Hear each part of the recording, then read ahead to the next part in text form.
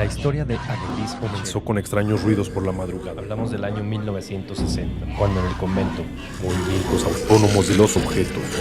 Arañazos en las ya no se paredes. profesaba el culto que le diera vida.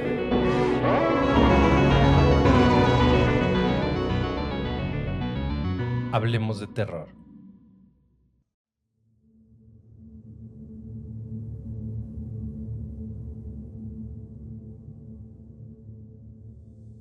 Los vampiros no existen, aseveraba siempre la abuela, cuando trasnochábamos viendo aquellas películas de Drácula que nos aterraban y nos quitaban el sueño, junto a mis primas, cuando éramos muy pequeñas. Hoy, a mis 20 años, guardo ciertas dudas inquietantes sobre su existencia. Soy Daniela, extrañamente hija única de una antiquísima y muy numerosa familia de la ciudad de Rancagua, en Chile. Y digo extrañamente, porque mi abuela parió bastante, y asimismo, mis tías teniendo a lo menos 3 hijos por familia. La cantidad de primos es tan extensa que no alcanzo a compartir con todos como quisiera. Sin embargo, Carmen es la más cercana. Es como aquella hermana que nunca tuve y que añoré. Da la casualidad de que compartimos carrera en la universidad, lo que nos hace más unidas y casi inseparables. Era casi fin de año y nos enfrentábamos a durísimos y desafiantes periodos de estudio, tareas y, lo peor de todo, los exámenes finales para lograr pasar de año, situación que nos ponía nerviosas e inquietantes. Fue a un día de darlos cuando Carmen me propuso aquella aterradora idea, de la cual en principio pues no vislumbré ningún problema, pese a ser un poco escéptica. Haríamos una petición, o más bien le pediríamos un favor a un extraño personaje supuestamente milagroso, cuyos restos descansan desde hace mucho tiempo en el panteón local, el famoso Tito Lastarria. ¿Quién diablos es Tito Lastarria?, pregunté ignorante y con algo de desconcierto, pues nunca en mi vida había oído hablar de él. ¿Cómo? ¿Nunca has oído hablar de él?, me respondió Carmen con una contrapregunta, a lo cual solo encogí mis hombros y moví la cabeza en gesto de negación. Luego me habló de él. El vampiro Lastarria, murmura la gente, que desde hace años visita su tumba para pedirle favores de todo tipo, como si fuese una ánima milagrosa. Su mausoleo rebosa no solo de flores y obsequios en agradecimiento de los favores concebidos, sino también de cientos de cartas con peticiones de todo tipo, desde amor hasta buena fortuna. Pero también en las hay aquellas más simples como la nuestra, pedir que nos vaya bien en los estudios. Aunque también hay una historia oscura que se cuenta de él y de este lugar, en donde se murmura que hay personas que le han vendido su alma para obtener buena fortuna. Hasta ahí me hacía sentido, pues sabido es que en cada panteón existen estas creencias religiosas o espirituales sobre difuntos milagrosos, y que la propia gente se encarga de darle veracidad. Pero, ¿darle tal connotación a un supuesto vampiro? Aquello me parecía casi escalofriante, sobre todo considerando el último comentario de Carmen. Mis temores a reprobar los exámenes era tal que consideré la idea de Carmen sin pensarlo demasiado, que podríamos perder con un acto de fe, y una ayuda desde arriba nos vendría bastante bien, o tal vez desde abajo, pues las connotaciones vampíricas que le daban a nuestro personaje y aquellas historias de gente vendiéndole su alma me hacían más sentido como algo más oscuro y terrorífico salido del infierno mismo. Lo cierto es que el tal Tito Lastarria era un personaje muy popular en la ciudad por conceder favores y también algo más. Solo esperaba que ayudase a cumplir los nuestros únicamente y que no viniera por la noche a clavar sus colmillos en mi cuello para cobrarme. Aquel día previo a los exámenes, las horas parecían avanzar más rápido de lo normal, por cuanto nos dispusimos rápidamente a visitar el panteón y el famoso mausoleo antes de que nos cerraran el lugar. Luego de algunos minutos en autobús, nos encontramos en las puertas del panteón, el cual siempre me causó cierto miedo por su aspecto sombrío, gélido y siniestro, en donde el sol parecía no calentar la tierra de los muertos. No nos costó llegar al sepulcro aquel. Su estampa era de tal magnitud que se podía observar tan solo avanzar algunos metros en el camposanto. Cuando llegamos al imponente mausoleo quedé boquiabierta. Era enorme. Me había imaginado una sencilla lápida adosada a una tumba de cemento, casi insertada sobre la tierra. Pero no. Una enorme puerta de fierro negro con cadenas protegía el féretro de aquel ser vampírico, bajo una estructura sólida que se imponía por sobre el resto, cuya altura fácilmente estaba sobre los 5 metros, y en su techumbre, cruces deterioradas por el paso del tiempo se alzaban intentando imponer aún más respeto sobre lo que guardaban a sus pies. Las miré con detención y me parecieron algo extrañas. Eran de fierro fundido con aquel característico color del óxido que las ha carcomido por décadas o quizás por siglos. Lo extraño de aquellas cruces era su parte horizontal. Era como si hubiesen entrelazado 2 cruces quedando de 4 puntas en dirección a los puntos cardinales. 3 de ellas estaban caídas o torcidas, quedando solo una en pie y al parecer estable en lo más alto del mausoleo. A los pies de esa enorme reja rebosaban los obsequios que variaban entre flores y peluches, como así también cientos de cartas, algunas tan antiguas que su aspecto era casi apergaminado. Las sólidas paredes laterales estaban rayadas completamente a puño y letra. Todo eran peticiones y agradecimientos en donde algunos más detallistas plantaban pequeñas láminas de metal talladas, dando las gracias por los favores concedidos. De pronto me sentí atraída por este ser y el lugar donde reposaba su cadáver, de una manera inimaginable, pero también dando un recorrido exterior completamente absorbida y sumida en una especie de fervor extraño que llegó hasta mí. Ya estaba atardeciendo, casi oscurecía y el cementerio cerraría prontamente. Carmen me sacó de mi estado, mostrándome aquella petición que en papel había escrito ya, pasándome el bolígrafo, simplemente para que firmara nuestra petición. Luego doblamos el papel en 2 partes y lo insertamos en medio de un tumulto de otras cartas en la entrada principal junto a la reja. Carmen se arrodilló y elevó unas oraciones a palmas juntas para luego caminar raudamente hacia la salida. La salida estaba cerrada, lo que nos dio un susto, pero para nuestra suerte, el cuidador encargado del cierre del panteón caminaba letargado a poca distancia de la entrada, logrando alcanzarlo para que nos sacara de ese lugar. «¿Qué hacen aún aquí, muchachitas?», exclamó el anciano cuidador al vernos algo agitadas y asustadas. «Perdón, señor, se nos pasó la hora, pero era por una buena causa», contestó Carmen, queriendo justificar al anciano nuestro retraso. «Estábamos solicitando un favorcito a don Tito, pero ya nos vamos». El anciano cuidador clavó su mirada en ambas por un largo instante, mientras abría el candado y retiraba las gruesas cadenas protectoras del panteón para darnos la salida, y luego se dirigió a nosotras. «No jueguen con el diablo», con voz enérgica nos advirtió, como queriendo reprimirnos por algo que no entendimos en un principio. Pero por su rostro era algo serio, pues su semblante y actitud afable pareció perderse luego de contarle en lo que andábamos. «¿Con el diablo?», contesté confusa, preguntándole si se refería a nuestra petición al tal Tito, preguntándole a su vez el por qué se refería como tal, si se supone que para el pueblo tiene características casi de un santo cumplidor de favores. «¿Cuáles favores?», exclamó con algo de ironía, moviendo su cabeza de lado a lado.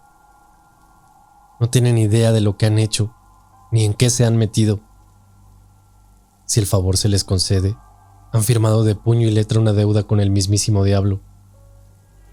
No solo ustedes, sino que arrastrarán también a toda su familia. Cuando caiga la última cruz, él se levantará de su tumba e irá a cobrar uno a uno cada favor dado». Nos miramos con Carmen algo confundidas, pero con una sensación de horror enorme que plantó el anciano. No solo eran sus palabras, sino también la forma en que nos miraba y la seriedad de cada una de sus palabras. como presagiando con absoluta seguridad nuestro destino por aquel acto. Salimos rápidamente del panteón, casi huyendo despavoridas del extraño anciano. Por la noche se me hacía difícil conciliar el sueño. A mi preocupación sobre los exámenes del día siguiente se le sumaron las palabras de aquel anciano, lo que me tenía temerosa, pero a la vez también muy intrigada sobre cuál era la verdad sobre aquel personaje.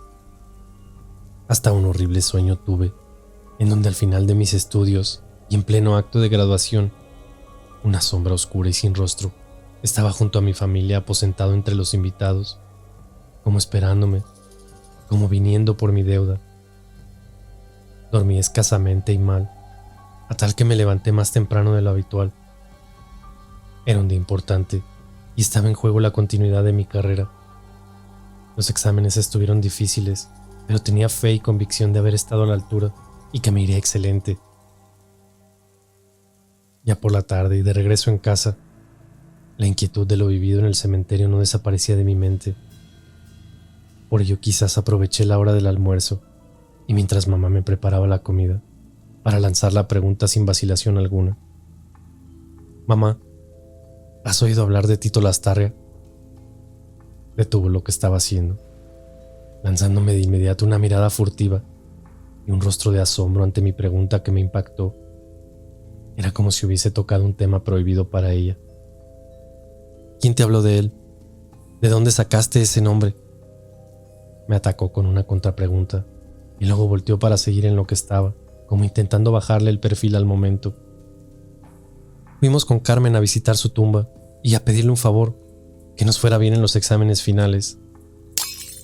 En ese preciso instante, el plato en el cual me servía la comida cayó de bruces desde sus manos, causando un estruendo y lanzando trozos de losa que incluso llegaron a mis pies. Mamá quedó gélida, sin reacción alguna ni palabras que esbozar. Pensé en un principio que había sido solo un accidente doméstico, pero cuando su rostro palideció y sus manos temblaron entendí que había algo más. Era como si estuviese teniendo algún ataque de pánico o algo por el estilo, pues pronto sus manos temblorosas se apoyaron junto al mueble de la cocina como no queriendo perder el equilibrio. Su rostro estaba blanco como el papel, como si acabaran de darle una trágica noticia. Me paré de inmediato en su ayuda, pero volteó hacia el lavaplatos, sacó un vaso con sus manos temblorosas y se sirvió agua que bebió casi de un solo sorbo. «Estoy bien», me dijo luego de unos minutos, en donde respiró hondo sucesivamente hasta lograr calmar su extraño estado. Luego de recuperarse, su semblante cambió nuevamente. Esta vez parecía totalmente enfadada, y la reprimenda por aquella inocente acción con Carmen fue muy clara y sin vacilación alguna. «No te quiero ver nunca más metida en ese cementerio, haciendo tonterías. ¿Me oíste bien? Estudia y concéntrate en ello nada más. Te prohíbo que vuelvas a ese lugar, o que creas que la ayuda divina te salvará de tus notas». Ese fue su discurso subido de tono, que no entendía del todo y que tampoco me dio oportunidad para explicar o tratar de entender el porqué de su actitud molesta. Luego de servirme la comida, se retiró a su habitación sin mediar palabra alguna, quedando yo muy triste, pero a la vez preocupada del por qué actuó de esa manera frente a mí. Por más que pensaba, no encontraba explicación racional, a no ser que ella supiera algo respecto a nuestro finado y a su mausoleo. Algo como aquello que sabía el anciano cuidador. Ya casi al finalizar el día, le llevé té a mi abuela como todas las noches, quien por cierto vivía con nosotras. A sus 90 años se encontraba postrada en cama producto de su avanzada edad y de algunas enfermedades, pero aún mantenía toda lucidez y salud mental en perfectas condiciones.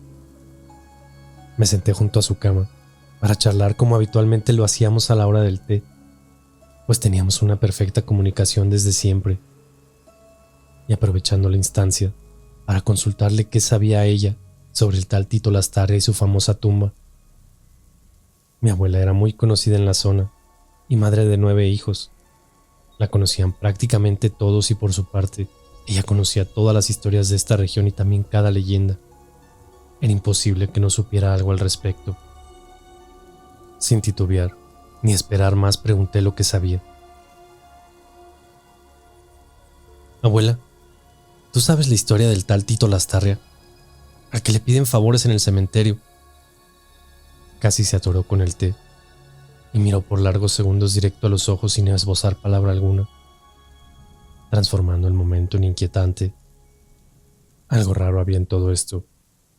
Primero aquel anciano vigilante, luego mamá, y ahora la abuela reaccionaba extrañamente a tan solo mencionar al tal Tito. En un instante, y luego de dejar la taza sobre el velador, puso su mano cálida y delgada sobre la mía, agachó la cabeza y dio un suspiro profundo antes de comenzar a responder. Tu madre nunca quiso que llegara este momento, partió su relato con voz penosa mirando fijamente a los ojos. Esto no estaba nada bien. Empezaré contándote la historia y también la leyenda sobre Lisandro Lastarria. Lisandro Lastarria fue un personaje muy importante en la ciudad a finales del siglo XVIII y principios del XIX. Ocupó muchos cargos importantes en la región, pero la historia oculta, el mito, es lo que más perdura a la fecha. Se dice que al volver de la Guerra del Pacífico, hizo un pacto con el mismísimo diablo para obtener la gran fortuna de la cual se hizo de la noche a la mañana, volviéndose un hombre muy rico y poderoso, casi inmortal. Para muchos, el diablo le otorgó el poder de un ser vampírico, de ahí su apodo. Esta riqueza e imagen hizo que muchas personas del pueblo se dirigieran a él para pedirle ayuda monetaria. Pronto la gente comenzó a contar de él y de sus riquezas, como así también del supuesto origen de estas, pues se decía que detrás de los favores y ayuda que brindaba la gente se escondía algo horroroso y diabólico, que nada era gratis, y detrás de toda aquella ayuda se encontraba el diablo mismo, prendando el alma de las personas. Con el tiempo su fortuna, poder e influencia en el pueblo lo transformaron en una persona abusiva y viciosa. Era sido visitante de prostíbulos y se decía que en cada visita desaparecía alguna chica luego de estar con él. Todas estas acciones, desapariciones, sumadas a su arrogancia y el maltrato hacia el pueblo, terminó en una especie de rebelión en donde pronto fue acusado de satanismo, prácticas de vampirismo, asesinato y de vender el pueblo al mismísimo diablo. Según se cuenta, los lugareños hartos de este hombre lo secuestraron y lo enterraron vivo encadenado en su propio mausoleo, el cual había mandado él mismo a construir para su familia, dejando su cuerpo al custodio de 4 cruces bendecidas por la iglesia y que se enaltecen imponentes sobre su tumba. Son aquellas cruces las que han mantenido al vampiro en un estado aletargado, hambriento de sangre y de venganza. Pero la leyenda no termina ahí. Hay quienes afirman que cuando las 4 cruces caigan, el no muerto saldrá a cobrarse de las almas que le pertenecen y a cobrar venganza de quienes lo enterraron vivo, no importando cuántas décadas o siglos hayan pasado. Siempre habrá algún pariente sanguíneo que pagará las deudas. Lo más atemorizante y espeluznante de toda esta leyenda es que solo queda una cruz en pie. La primera en caer fue con el terremoto de 1985. Las otras 2 se doblegaron en el terremoto del 2010. Muchos de los antiguos lugareños, quienes creen ciegamente en la leyenda, han huido despavoridos a otras regiones. Otros viven sumidos en el miedo absoluto, orando y esperando que la última cruz se mantenga en pie. Hasta ahí la historia de la abuela era fascinante y terrorífica, digna de una novela de horror. Pero aún no tenía claro qué parte de la historia encajaba con todo el misterio que rodeaba a mi madre y ahora a mi abuela. Porque de tan solo al mencionar su nombre, parecían reaccionar con miedo.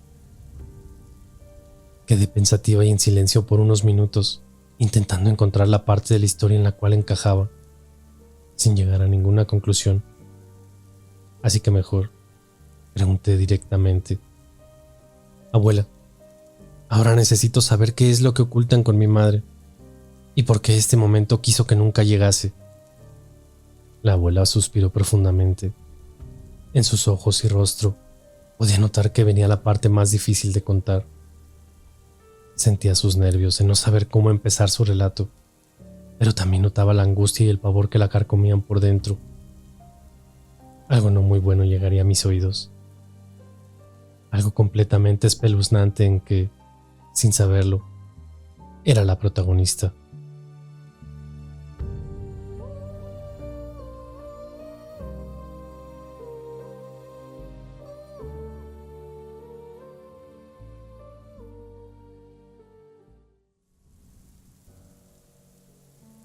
La abuela terminó su té en silencio, sin alzar siquiera su mirada. No tenía intenciones de interrumpirla, pero mis manos comenzaban a sudar de nervios por la espera, así que comencé a caminar por la habitación como un perro enjaulado e inquieto. Algo me decía que cuando salieran las palabras de su boca ya nada sería lo mismo, y no me equivoqué en ello. Pronto dejó su taza sobre el velador y me invitó a sentarme a los pies de su cama, observándome con una expresión de tristeza, pero también de cierta culpabilidad que me inquietó aún más. ¿Te has preguntado por qué tu madre nunca te habló sobre tu padre?, preguntó con voz nostálgica y sorprendiéndome a la vez, quedando pensativa por algunos instantes.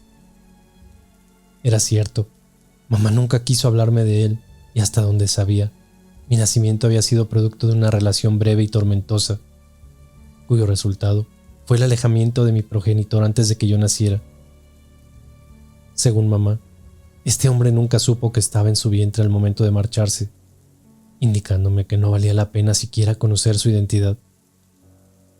Recordar aquello me resultó penoso y algo frustrante, pues haber crecido sin un padre siempre fue un tema para mí, aun cuando he tratado de manejarlo hasta ahora.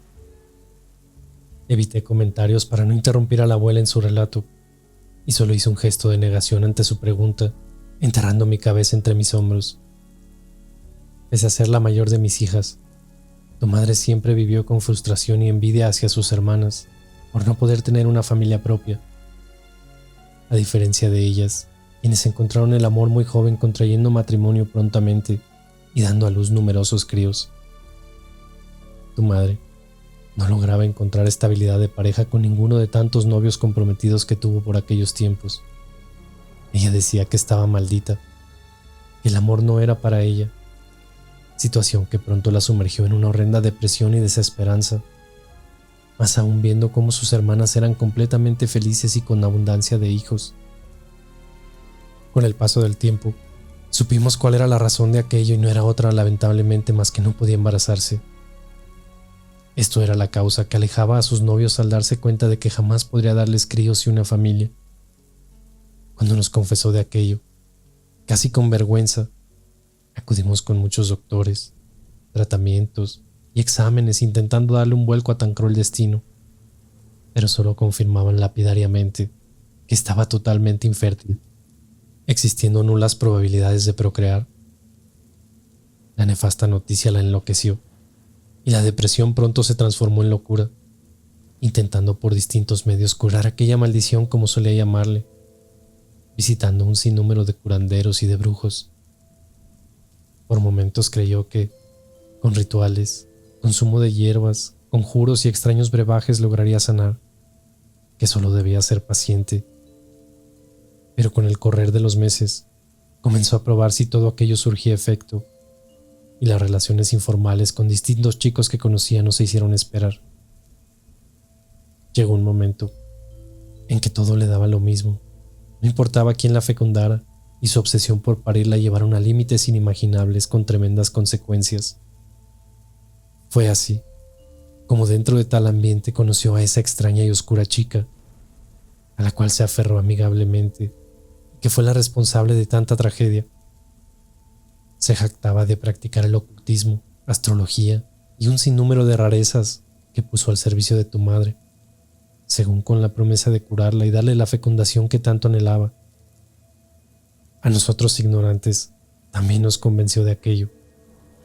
Sus visitas a casa se hicieron recurrentes, en donde pasaban horas en la habitación sin tener idea de qué hacían ahí dentro. Al principio, erróneamente, no le dimos mayor importancia. No queríamos que perdiera las esperanzas, y esta chica se mostraba siempre afable e interesada en ayudarla. Y al menos psicológicamente sí que lo hacía, pues su poder de convencimiento era tal que hasta yo comencé a creer que encontraría una solución. Fue tarde cuando entendimos que ella la arrastró, aprovechándose de su estado, a un camino oscuro, siniestro y sin retorno. Tu madre, inocentemente o tal vez no, se hizo partícipe de una extraña y siniestra secta, tan antigua como la región misma, pues datan de siglos adorando y enalteciendo a la figura del famoso vampiro, del tal Tito Lastarria, elevando sus oscuras plegarias y quizás que otro tipo de prácticas incluso en la tumba misma de este ser.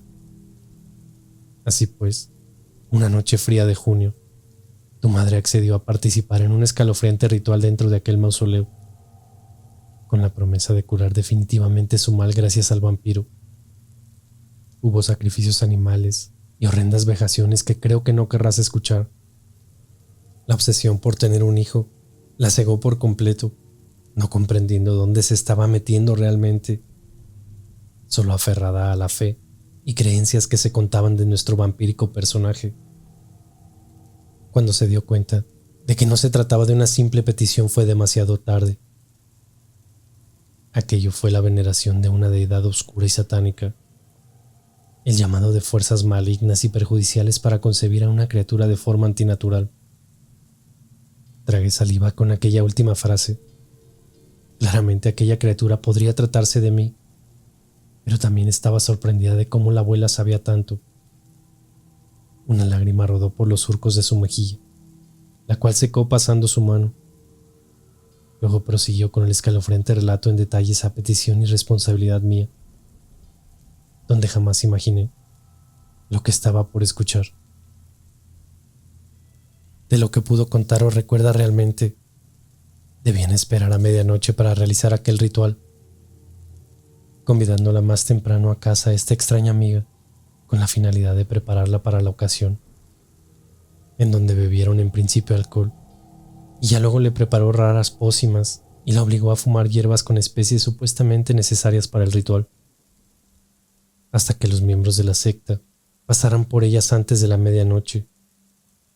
Luego de aquel momento, comenzó a sentirse aletargada con su cuerpo adormecido, costándole reaccionar con normalidad motora, y su cabeza totalmente mareada, con muy poca conciencia.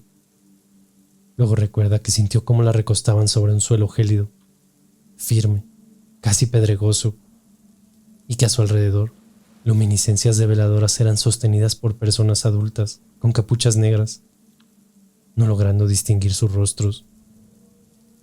Te contaré tal cual lo hizo ella, y no hay más detalles. Solo ella guarda en su alma todo lo que vivió y sintió ahí dentro. Pronto, y casi subconscientemente entendió que había sido drogada y estaba a merced de estas personas con pavorosas intenciones. Luego vino lo peor. Sangre cálida al parecer de un animal en sacrificio tiñeron su rostro y su cuerpo, mientras a su alrededor las figuras encapuchadas elevaban cánticos o plegarias enaltecidas en fervor. El sabor a sangre, metiéndose en su boca y nariz, parecían ahogarla, y las fuerzas eran nulas para zafarse de aquel destino. De un momento a otro, fueron rasgadas sus vestiduras, abiertas sus piernas, brazos, y fuertemente aprisionados por algunos participantes. Tu madre fue horrendamente abusada, no una, sino reiteradas veces por aquellos hombres de la secta. El dolor y desesperación parecieron devolverle parte de los sentidos, observando con horror que a su alrededor los miembros de esta asquerosa secta estaban completamente desnudos y pintados de sangre de aquel sacrificio. Tomaban sus manos, alzando brazos al cielo con alabanzas al demonio, y extasiados con aquel animal que le embestía una y otra vez.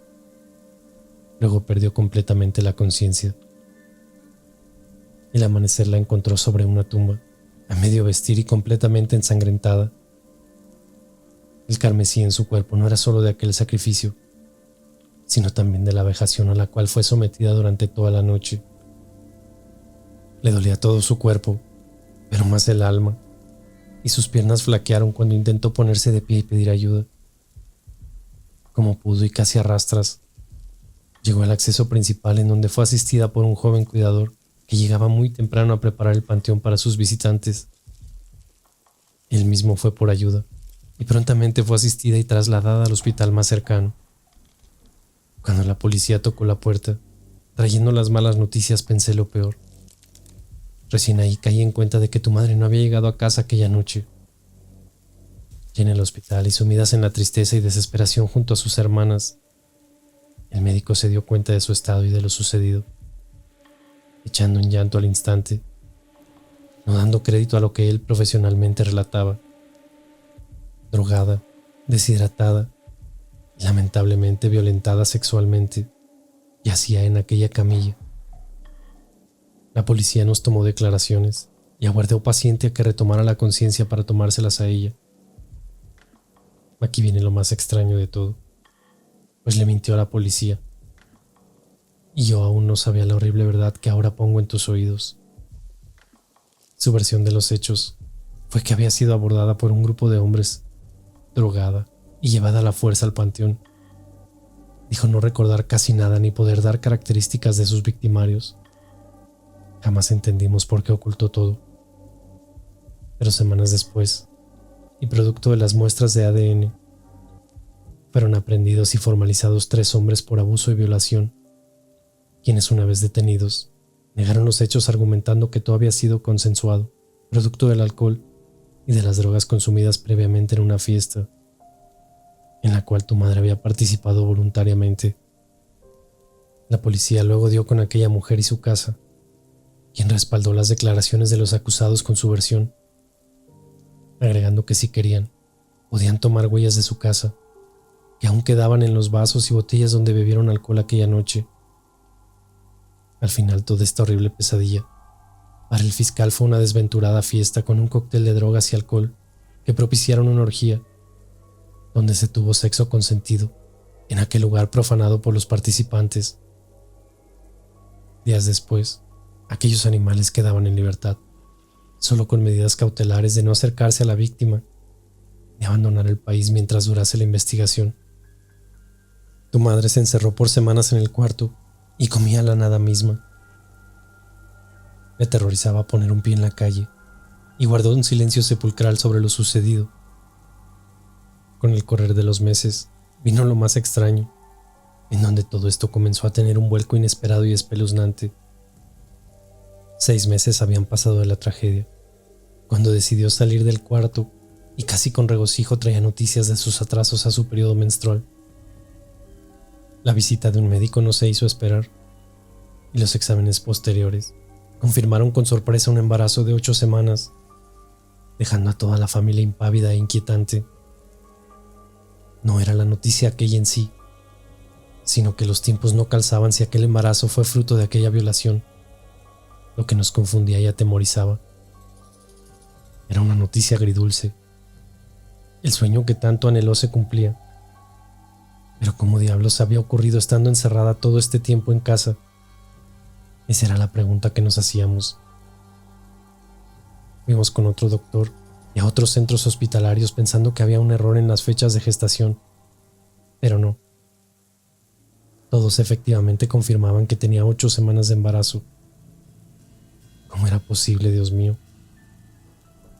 Intentamos volver a la normalidad y no pensar más en la rareza de su embarazo, pero luego comenzamos a temer aún más cuando pareció perder el raciocinio.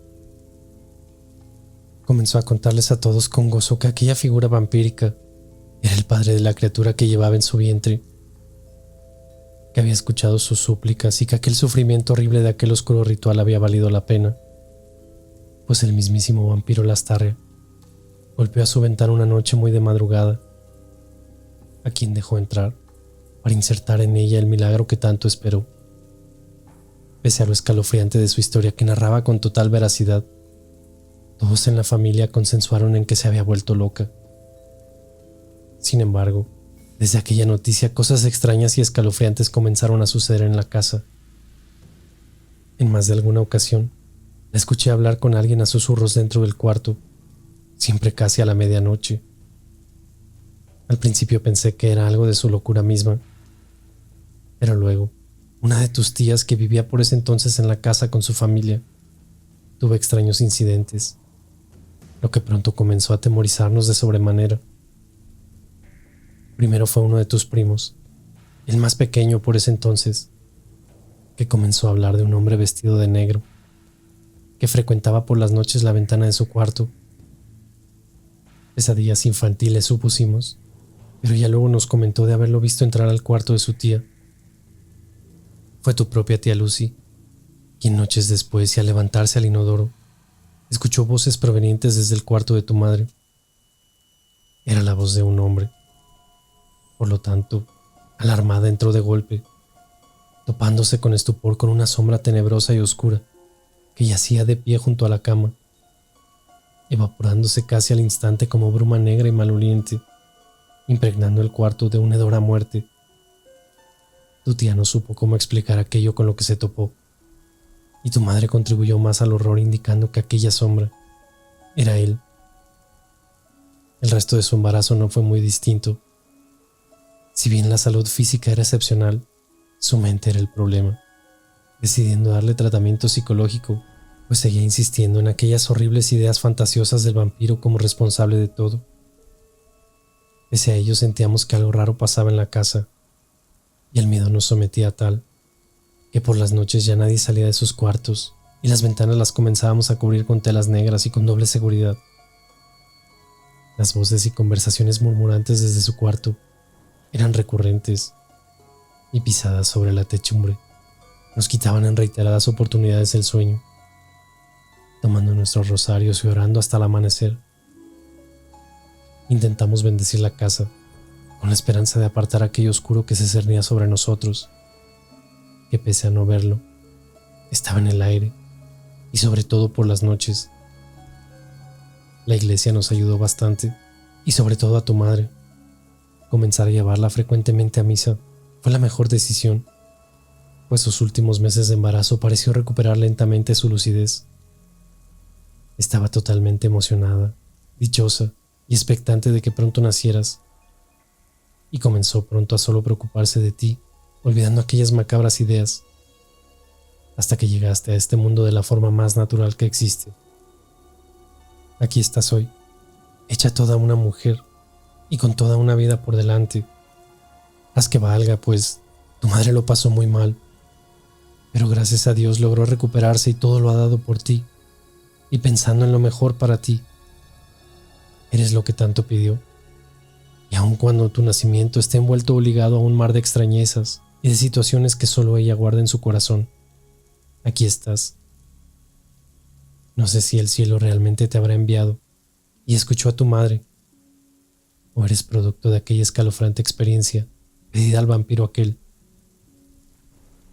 Quizás solo lo sabremos cuando caiga la última cruz. ¿Cómo sigues adelante, sabiendo que tu origen es producto de toda esta atrocidad? Que tu propia madre y tu familia te hayan ocultado algo así por 20 años. Ahora todo tiene sentido, del por qué mamá negaba hablarme de mi padre. Creo que ni ella tiene claro realmente quién es. Todo esto me enfermó. Caí en una depresión horrible a tal que en reiteradas oportunidades atenté contra mi vida. Fueron un par de veces en que rasgué mis venas. Me sentía sucia, impura, y el imaginar cómo fui concebida me sumergió en una oscuridad horrible. Pero cada vez que intentaba acabar con mi existencia, la sangre que brotaba desde mi antebrazo parecía causarme una efervescencia anómala. Era una exaltación placentera, en donde el olor a sangre se metía en mi nariz llevando a mi mente aquellas sensaciones totalmente indescriptibles, pero de regocijo. Aquello me causó un miedo exorbitante, más aún sabiendo de mi supuesto origen antinatural, pero también provocaba una curiosidad casi incontrolable a tal punto que admito que la segunda vez que me corté no lo hice tan solo pensando en acabar con mi vida, sino también algo en mí. Quería repetir aquellas inquietantes sensaciones de agitación placentera sobre la sangre y sobre el dolor. Pero hay algo aún más oscuro e inquietante en todo esto que no les he contado. Aquellas marcas que debieron quedar de mis intentos de acabar con mi vida han desaparecido. Mis brazos no muestran cicatriz alguna de los cortes profundos propinados a mis venas. Y es a lo que más le temo de todo esto. Hubo una tercera vez, pero el cortarme fue lisa y llanamente para confirmar con estupefacto que mi piel cicatriza antinaturalmente y que tal vez me estaba convirtiendo en un monstruo. Esta vez, el hedor a sangre caliente metiéndose en mi nariz trajo consigo una avidez de probarla, que no pude resistir, y terminé succionando mi brazo como un animal sediento de ella. Guardé aquel pavoroso secreto entre las paredes de mi habitación durante los que permanecí encerrada, intentando comprender toda esta locura y poder darle algún sentido a esta nueva vida. No sabía qué rayos haría con todo esto, pero pronto me ambicionó descubrir aún más sobre mi verdadero origen. No comprendía cómo durante 20 años de mi vida me había sentido tan normal y con solo saber la verdad de mi existencia hubiese mutado. Aunque pensándolo bien, vienen ahora algunos recuerdos de la infancia, en que mis heridas decaídas nunca duraban tanto sus huellas en mi piel, a diferencia del resto de niños. Tampoco nunca había sufrido alguna fractura a mis huesos. Debía, a como de lugar, entender esta locura. Fue así como pronto me mudé a la casa de Carmen, gracias a mi tía que me aceptó con los brazos abiertos. No podía contarles la verdad, así que justifiqué aquello con una fuerte discusión con mamá y que de cierta manera había sido algo así. Luego del relato de la abuela, la encaré por haberme mentido durante toda la vida respecto a quién era mi padre. Fui algo comprensiva respecto a los hechos, pues de acuerdo con lo contado por la abuela, no estuvo mentalmente bien del todo, y en parte la perdonaba. También fue bastante cruel y horrible todo lo que tuvo que pasar, pero más allá de ello, era el hecho de haberme mentido lo que le reprochaba. Tuvimos una discusión fuerte, en donde ella puso su orgullo por delante, como también cierto silencio ante mis interrogantes, siendo motivo suficiente para largarme de casa. No quería estar bajo el mismo techo, al menos no por el momento, pues mi estado era de una enorme confusión y llena de sentimientos encontrados. Necesitaba estar lejos de ella y de la abuela para pensar con claridad. Pronto me vi sola en esto y no sabía por dónde empezar. Partí por la biblioteca pública, devorando todo lo relacionado con la época en que mi supuesto padre, o el ser que ayudó a mi existencia, había vivido. Ratifiqué con ello la historia de la abuela, y efectivamente, Lastarria había sido alguien muy importante en la región. Pero el resto, todo lo relacionado con el mito y las historias de ultratumba, tuve que recurrir al internet. Había mucha información similar e incluso distinta a la contada por mi abuela, pero en general, efectivamente, Tito Lastarria tenía un misterioso y espeluznante historial oscuro.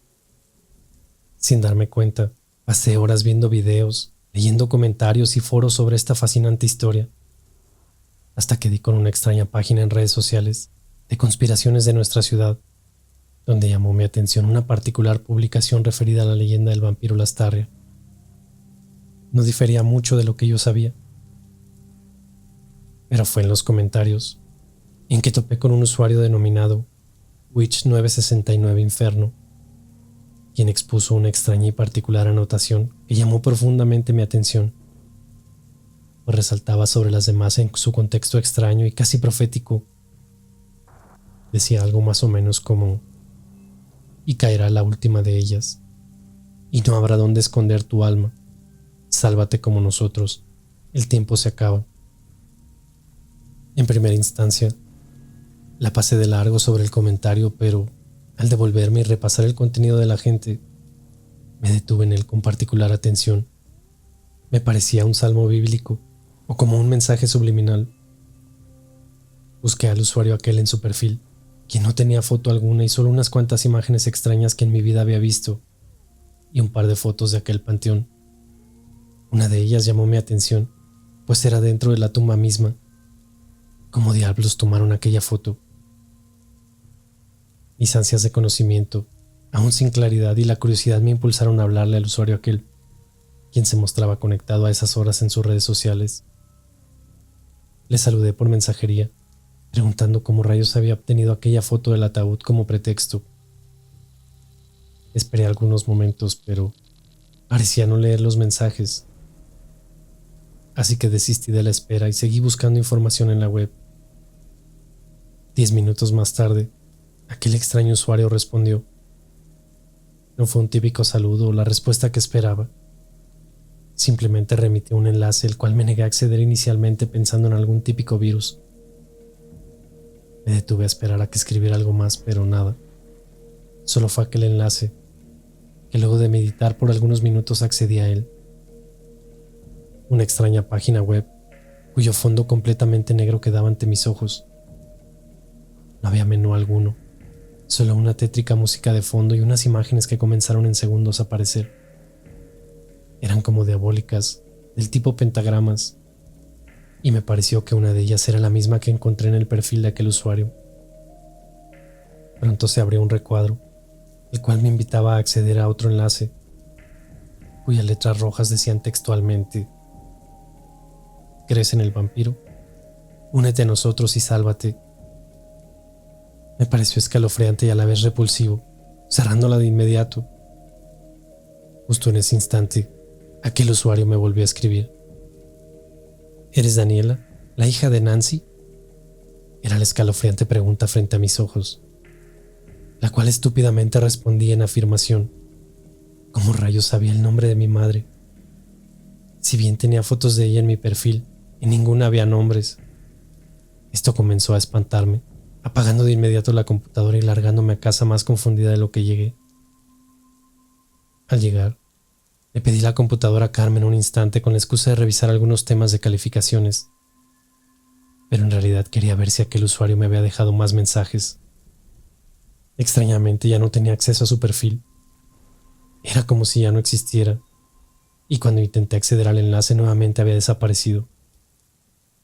Fue todo tan raro que decidí en un papel bosquejar rápidamente aquellos símbolos que había visto en el escalofriante sitio para mostrárselos a Carmen, esperando, no sé, tal vez que ella supiera de qué se trataban o su significado. Había uno en particular que quedó grabado en mi mente por sobre el resto. Era una estrella de 5 puntas invertida dentro de un círculo y luego 2 circunferencias más sobre el primero. De 4 de las puntas de aquella estrella colgaban cruces en donde 3 de ellas estaban invertidas. Algo muy satánico me pareció. En la punta que quedaba libre había una especie de triqueta, cuyas líneas que la conformaban eran ramas como espinas. Cuando le mostré aquel símbolo a Carmen, quedó pensativa por algunos segundos. Tomó la hoja con el boceto y lo observó desde distintos ángulos, comentando que le parecía claramente un símbolo perteneciente a una secta o algo así, preguntándome que dónde lo había visto. Le mentí diciendo que alguien me había mandado un extraño correo con aquel símbolo, pero que por miedo lo había eliminado. Cuando me retiraba a mi cuarto, Carmen me detuvo, exigiéndome que le mostrara nuevamente aquel extraño boceto. Algo vino a su mente y lo miró nuevamente desde distintos ángulos, con exhaustiva detención, y pronto su rostro reflejó asombro, lo que acompañó con un largo silencio que se hizo incómodo e inquietante.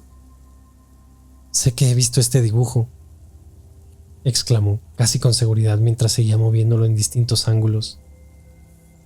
Luego pareció recordar dónde, y su rostro palideció y reflejó perturbación y miedo. «Ya sé dónde lo he visto, prima. Fue en un extraño cuadro que tu mamá le regaló a la mía hace unos años y que lo escondió en el ático. Está tirado ahí arriba, en una de las cajas».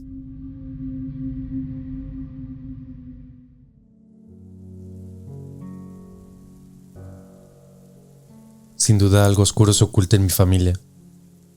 Efectivamente, aquel ático escondía el siniestro cuadro con el símbolo aquel que Carmen recordó. Parecía tan o más sorprendida como yo. Pero no era solo por aquella pintura demoníaca, sino porque dentro de aquellos despojos inservibles y polvorientos, donde parecían tener solo recuerdos, había también un montón de telas oscuras como la noche, y que al desmañarlas, daban forma a una especie de capuchas o túnicas malolientes. ¿Qué era esto, Dios mío?, nos preguntamos mirándonos fijamente llenas de asombro. Fue en ese momento que entendí que era momento de hablar y contarle todo a Carmen.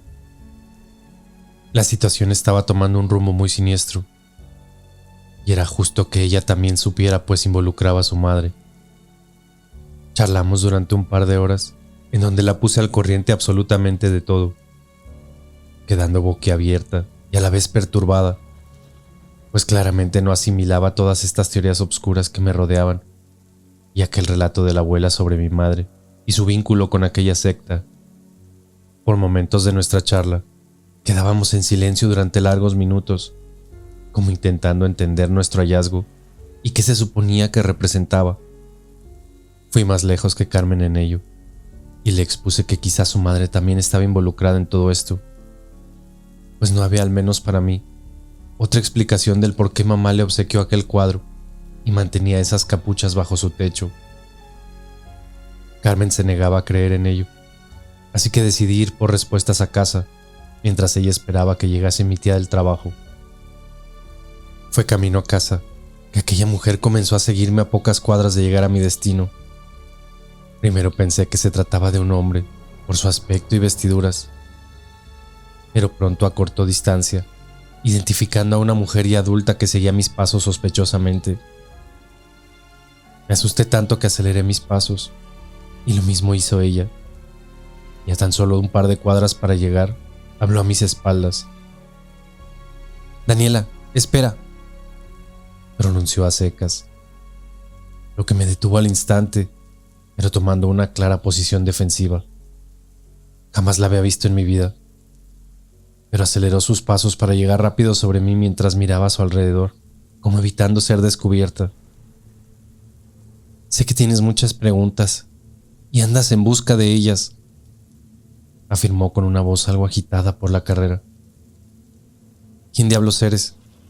¿Te conozco de alguna parte?», me defendí con preguntas. Pero cuando vi colgando de su cuello aquella gargantilla con esa extraña imagen que ya se me hacía peculiar, creí entender de qué se trataba, asustándome aún más, pues de ser así, esto iba más allá de mi familia. «Soy Leticia», se presentó con un rostro de gozo, como emocionada de conocerme. «No sabes cuánto esperamos este momento. Sabíamos que tarde o temprano algo ocurriría y te enterarías de la verdad. Sé que estás hambrienta de saber». ¿Cómo rayos sabía tanto esta mujer? Fue ahí cuando me di media vuelta y aterrada intenté seguir mi camino, frenándome con su mano, tomándome del brazo. «Por favor, Daniela, si quieres saber la verdad de quién eres, ven conmigo. No te haré daño, solo quiero que sepas toda la verdad». Dudé algunos instantes, pero mis ganas de entender todo esto fueron más fuertes, y accedí a acompañarla a su casa. Como sea, me había prometido contarme toda la verdad. Durante el trayecto, seguía temerosa e inquietante de cómo era posible que supiera de mí. ¿Quién rayos la había mandado? ¿O cómo había dado conmigo? Lo que sí tenía la certeza es que algo tenía que ver con mi madre y en todo esto, algo de aquella secta. Luego de algunos minutos en autobús, llegamos a su casa, la cual no estaba muy distante de la mía, lo que me hizo sentir un poco aliviada. Su hogar era bastante tétrico, pero lo primero que llamó mi atención fue una enorme biblioteca llena de libros extraños, todos relacionados al ocultismo, magia negra, esoterismo y ese tipo de cosas que adornaban su pared. Sus muebles todos rústicos, y en ellos un sinfín de adornos del tipo amuleto y objetos que nunca había visto en mi vida. Era una casa oscura y mística, donde a esas horas solo veladoras daban luminiscencia. «Toma asiento, Daniela. ¿Te sirvo una taza de café?» «No, gracias. Solo estaré algunos minutos», respondí con voz fuerte, como aparentando no sentir el miedo que me carcomía por dentro a esas alturas. «Creo que no estarás tan poco tiempo como crees», me respondió a espaldas, mientras se preparaba un té o algún tipo de infusión extraña en la cocina. Sabía perfectamente quién era y por qué estaba aquí. Una mismísima bruja que ha estado todo el tiempo por delante de mí y de mis actos, como presagiando este momento, lo que aterró aún más, pero Cuando me preguntó sin vacilación alguna si quería saber quién era realmente mi padre, el corazón casi se me sale por la boca. Temblé de pavor y mi primer pensamiento fue largarme de inmediato, pero nuevamente, como adivinando incluso mis pensamientos, me dijo: si sales por esa puerta, no sabrás la verdad que andas buscando. Me quedé aterrada y paralizada en aquel sillón, casi sintiendo que esta mujer mantenía alguna especie de hechizo sobre mí y que comenzaba a manipular mis acciones. Respondí tartamudeando que sí, que quería saber la verdad sobre mi padre y también sobre mi madre. Luego bajó a una especie de sótano y salió a los minutos con un extraño bolso en sus manos. Tomó las llaves y me invitó a seguirla, que tendría que confiar en ella para saber la verdad. A esas alturas no tenía poder de reacción. Tenía tanto miedo, pero a la vez era mi intriga por todo esto, que la seguí voluntariamente sin cuestionarme absolutamente nada. Yo sé que para muchos eso pudo ser algo temerario y estúpido, pero la atracción que sentía por conocer la verdad manejaba mis acciones. Caminamos por largos minutos y ya pronto se hizo de noche. Pronto entendí hacia dónde nos dirigíamos. Nuestro destino era el cementerio número 1. No había duda de que me llevaba directo a la tumba de Lisandro Lastarria. Al llegar al panteón, nos adentramos por una abertura que creo que nadie conocía por la parte trasera del panteón. No hubo necesidad de forzar nada. Era como si fuese una entrada recurrente para visitantes nocturnos. Mi corazón comenzó a palpitar fuerte y una especie de ansiedad me abordó de golpe, transpirando mis manos, pues no tenía claridad cuál era la finalidad de todo esto. El silencio del panteón era ensordecedor. Solo algunos búhos o pájaros nocturnos rompían la paz de los muertos, y los aullidos de perros a la distancia le otorgaban un ambiente más terrorífico al lugar. Cuando llegamos al mausoleo, abrió aquel bolso extrayendo una llave con la cual abrió la imponente reja como si nada, como si fuese parte de la familia del difunto. El interior no era tan amplio como lo parecía desde afuera, y estaba en un estado de deterioro horrible, tanto que le daba un aspecto todavía más terrorífico. Al centro, una caja o especie de tumba yacía completamente sellada, pero a su derecha se dejaban ver 3 horrendos féretros, mal posicionados, o tal vez removidos por los terremotos, en donde sus tapas parecieron correrse espeluznantemente. Me quedé detenida leyendo, alumbrando solamente con las veladoras que esta mujer encendió los nombres tallados al costado de los ataúdes. No solo estaba el tal Tito, sino también el resto de su familia. Era horroroso el estado de los féretros. Incluso uno de ellos tenía su tapa casi removida a la mitad. Justamente era la de Tito, y tragué saliva ante la posibilidad de que fuese un vampiro realmente y saliera de la tumba por las noches. La mujer pareció nuevamente leer mi mente. No te asustes, aún no cae la última cruz. Están en ese estado por los terremotos. Luego de aquel momento pavoroso de inspeccionar el lugar, puso un paño negro sobre el piso, posicionando sobre él lo que menos hubiese querido o imaginado, acompañado de las veladoras a su largo, en una maldita tabla ouija. No sabía mucho de ellas, pero sí sabía que nunca debías jugarla en un cementerio, intentando abortar la misión y volverme a casa, pero ya era muy tarde. Me vi sentada frente a aquella mujer sobre aquel trapo y frente a la temible tabla, observando llena de horror cómo realizaba una especie de rezos o invocaciones murmurantes y a ojos cerrados. No podía oírle con claridad sus plegarias, pero pronto me obligó a posicionar el dedo sobre aquel puntero y preguntarme si estaba lista.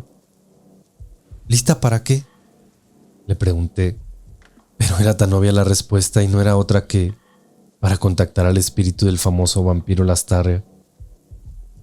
Antes de iniciar el escalofriante contacto, me entregó toda la información importante acerca de estas prácticas, poniendo énfasis en lo que no debía hacer pase lo que pase. Asentí con un miedo indescriptible, pero sometida a esta mujer que parecía tener el control sobre mí desde un principio, desde que me tomó del brazo al abordarme. Solo lo había visto en las películas, pero frente a mí, la mujer llamaba una y otra vez a Tito Lastarria, invitándolo a hacerse presente para conocer a su hija. Sí, así tal cual. Tu hija quiere contactarse contigo y saber la verdad. Era lo que ella repetía. Mientras que mi estómago comenzaba a revolverse y mis extremidades a temblar. Mis ojos estaban pegados a mi derecha, en donde aquellas tumbas semiabiertas tenían toda mi atención y me consumían en pavor, imaginando casi que de un momento a otro, una mano grisácea y huesuda, con uñas enormes y putrefactas emergería desde ellas.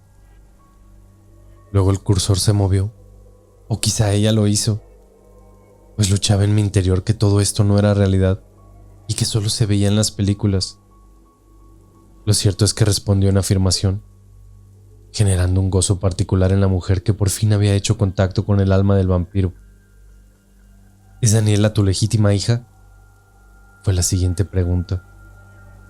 El puntero nuevamente afirmó, pero luego escalofriantemente comenzó a deletrear una oración que cuando concluyó, heló por completo mi sangre. Eres sangre de mi sangre, Daniela. Fue aquella frase que repitió la mujer, pese a no tener certeza del todo si era lo que había expresado en la tabla. Las velas comenzaron a flamear extrañamente, y unas pequeñas piedras o restos del sepulcro en ruinas rodaron hasta el suelo, lo que me exaltó y estuvo a punto de hacerme huir despavorida. Pronto una ventisca cálida y con hedor a muerte apagó los fulgores, quedando completamente a oscuras. Fue ahí cuando sentí su mano sobre mi hombro, pero no era una mano gélida, sino más bien cálida, como aquel aliento que luego sentí en mi nuca, erizándome por completo. Hija. Fue el largo y horroroso susurro en mis oídos, proveniente justo desde mi espalda, lo que terminó por trastornarme, huyendo de inmediato de aquel lugar. Corrí entre las tumbas por largo tiempo sin encontrar aquella maldita salida. No la recordaba con exactitud. Por ello deambulé trastabilando por largo tiempo, intentando comprender sobre el origen de aquella voz y qué diablos había ocurrido ahí adentro, hasta que me encontró nuevamente aquella mujer. Estaba como en un trance, totalmente desorientada, y mi cabeza daba vueltas a tal que tuve que salir asistida en mi andar del panteón. No recuerdo las calles ni cómo llegué a casa, solo recuerdo que de un momento a otro me sentí fatigada, hambrienta, y el frío clavaba como agujas en mi cuerpo. Tu familia es parte de esto, ella también es parte de esto. Recuerdo que durante todo el camino, eso era lo que me repetía la mujer, no sabiendo a quién se refería con exactitud hasta ese momento. Mi cuerpo no respondía bien, pero mis sentidos estaban tan agudizados que me parecía escuchar incluso las voces que emergían desde las casas, como también una mezcla de aromas que confundían mi nariz. La mujer solo me acercó a cuadras de la casa. Temía ser descubierta, por lo que el resto lo caminé como pude. Aquí es cuando pierdo instantes de mi vida, y al parecer deambulé por las calles más tiempo y sin claridad de aquello ni menos de lo que hice. Pues cuando me encontró Carmen, tocando la reja, estaba con mi boca y manos totalmente ensangrentadas, pero no emanaba sangre alguna de mi cuerpo. Luego de ser asistida por Carmen, me metió en una tina caliente en donde permanecí largas horas temblando e intentando darle racionalidad a todo esto. No logré tampoco dormir, y extrañamente no tenía sueño alguno, o quizá la horrenda experiencia que me dejó tan perpleja e incapaz de cerrar los ojos. Sin embargo, recordaba con toda conciencia las palabras de aquella mujer. Tu familia es parte de esto, ella también lo sabe. Así también, su invitación en caso de no creer todo esto, a que fuese por su casa el viernes por la noche, para verlo por mis propios ojos, pero solo el viernes, no antes ni después, y a la hora indicada. Por la mañana, Carmen me llevó algo de comer, pero permanecí todo aquel jueves encerrada en el cuarto. Ni siquiera con ella quería hablar. Necesitaba estar sola, y la somnolencia me mantuvo durmiendo casi todo el día. Era horrible cómo me sentía con todo esto. Al día siguiente retomé en algo mis fuerzas y salí del cuarto al fin comentándole ya con más calma aquel horrible episodio en el panteón. Pero no así, contarle qué diablos había hecho antes de que me encontrara ensangrentada. Era como si hubiese perdido un par de horas de mi vida, sin tener recuerdo alguno de lo que hice y de dónde provino aquella sangre en mi boca y manos. Pero algo bueno no era, y estoy casi segura de que pude hacerle daño a alguien. Al parecer Carmen también tenía algo que contar, pues encaró a su madre sobre el origen de aquellas extrañas capuchas y sobre el significado de aquel cuadro, negándose rotundamente a hablar de aquello, tomando una actitud nerviosa y defensiva, no logrando sacarle nada al respecto claro. Claramente algo pasaba en la familia, y la respuesta estaría esta noche, pues no olvidé en ningún momento aquella invitación de la mujer, con la intención de descubrir con ojos propios lo que estaba ocurriendo. Así pues, llegada la noche del viernes, nos dispusimos a encontrar aquella verdad que hubiese preferido que quedara oculta, pues nada volvería a ser lo mismo. Eran casi las 11:30 de la noche cuando salimos de casa con rumbo al tétrico hogar de Leticia, la siniestra mujer que había llegado a mi vida para mostrarme la verdad. Por la hora, nos costó tomar el autobús llegando al lugar pasando la medianoche. Extrañamente la puerta estaba abierta, como que intencionalmente la hubiese dejado para nosotras, casi adivinando que vendríamos. Claramente para mí era una bruja. Nos adentramos, pero no había absolutamente nadie, y todo estaba sumido en oscuridad. Sin embargo, bajo nuestros pies se sentían voces en plegarias o realizando oraciones como una ceremonia religiosa. Carmen se asustó de sobremanera y me tomó del brazo para irnos del lugar, pero logré convencerla pese a que también tenía aquella sensación de que nada bueno resultaría de esto. Las voces y el gentío venían del subterráneo, particularmente de aquel sótano en donde había sacado aquella ouija días atrás.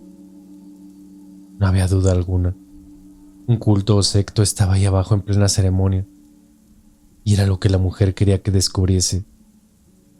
«No bajes, no bajes», me repetía asustada Carmen, pero estaba decidida desde el momento en que salí de casa. Abrí con cautela aquella puerta que nos llevaba al subsuelo y comencé el descenso entre maderos crujientes bajo mis pies y con el corazón palpitando fuertemente ante la exaltación de lo que estaba por descubrir. Era un antro de la brujería y el satanismo. Observando en primera instancia aquel pentagrama en el piso, confeccionado con sal o algo similar, había entre 8 y 10 personas, todas cubiertas por túnicas negras, cuyas figuras eran iluminadas únicamente por los fulgores de veladoras puestas en cada una de las puntas de aquella satánica figura en el piso. Formaban un círculo y plenamente concentrados en lo suyo, tenían a un lado una gallina negra, al parecer para un sacrificio, pues también un enorme cuchillo abría sobre una mesa. Uno de los participantes notó mi presencia en las escaleras. Quitando su capucha se dirigió a mí. «Te estaba esperando, Daniela». Era Leticia, y pronto todos giraron sobre mí, y no tuve más opción que terminar los escalones y plantarme frente a ellos. Hubo una especie de confusión entre ellos, lo que me indicó que tal vez era sorpresa mi presencia. Luego uno de los miembros se acercó rápidamente, quitando su capucha para mostrarme su identidad. «¿Mamá?», fue la sorpresa, dejándome perpleja y confundida. Era ella. Apreté mis ojos como no queriendo convencerme de aquello. Estaba totalmente perturbada y confundida, sin entender qué rayos era todo esto y por qué mi mamá estaba aquí. Luego más capuchas dejaron a la vista sorprendentes rostros. Entre ellos, mi tía, la madre de Carmen. Carmen, asustada, intentó bajar, pero le dije que no lo hiciera, que se quedara ahí arriba, aunque me fue imposible detenerla. Pronto estaba a mi lado, tan o más impactada que yo. Ambas eran parte de esta siniestra y asquerosa secta. Carmen echó en llanto desesperado, exigiendo explicaciones. El ritual había acabado estrepitosamente y su madre intentó acercarse a ella para consolarla y explicarle lo inexplicable. Todo fue una locura de llanto y gritos. Carmen estaba desolada y consternada. Mamá quedó con su mirada fija en mí, sin decir palabra alguna. Ya no tenía cómo esconderse ni seguir ocultando toda su oscura vida. Siempre fue parte de esto desde el comienzo. Sin embargo, al ser descubierta, su cara se transformó a un extraño reflejo de pena y arrepentimiento, echándose pronto a llorar, tapando su rostro como avergonzada y dando media vuelta entre los participantes. Luego emergió ante mí nuevamente, mirándome fijamente, y de sus labios pude leer: perdóname, hija, siempre te voy a amar, eres lo más preciado para mí. Quise en ese instante olvidarlo todo y poder abrazarla, intentando darle una oportunidad para que explicara todo esto. Pero era tarde. Tomó aquel cuchillo y, como asesino en serie y en forma desquiciada, comenzó a apuñalar a todo el mundo. A la primera que atacó fue a Leticia, asestándole una punzada en pleno cuello. Todo se nubló en aquel instante. Luego vi caer un hombre a mis pies mientras que el resto intentaban contener su enloquecida acción y los otros huir. La sangre brotaba por montones y podía olerla tan fresca y cálida que me sentí totalmente extasiada y con una avidez de ella tan enorme que no pude resistirme. Me abalancé como una bestia hambrienta sobre los cuerpos, arrancando carne y arterias por doquier, bebiendo el elixir de la eterna juventud, totalmente desquiciada pero extasiada. Carmen llamó a la policía, quienes se encontraron con un festín de cadáveres y sangre.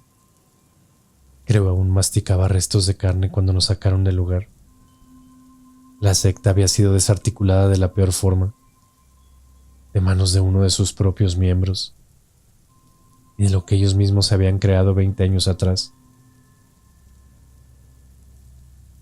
Llevo 2 años internada en el Centro Clínico de Atención Psiquiátrica Integral de Rancagua.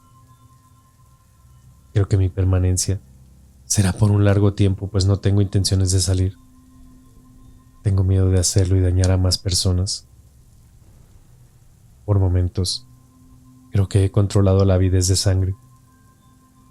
La luz natural ha comenzado a molestarme y he descubierto que me siento mejor en las tinieblas. Tampoco nadie me visita. Mi madre sigue en la cárcel por múltiple asesinato y homicidio frustrado contra su hermana. Carmen me odia por ello, y la familia se acabó para mí. La abuela falleció hace 2 meses, llevándose toda esta verdad a la tumba. Aquella numerosa familia, de la cual me sentí parte por muchos años, ya no me reconoce como tal. Solo lo tengo a él. Sí, a él, quien sigue visitándome por las noches tras la ventana. Puedo olerlo tras los cristales y los barrotes de mi cuarto cuando llega. Siento su sangre y ya no le temo. Pese a ello, aún no me he decidido a invitarlo a pasar. Quizás aún me cuesta aceptar que es mi padre, o tal vez aceptar que yo soy un monstruo como él. Solamente espero que la última cruz caiga pronto.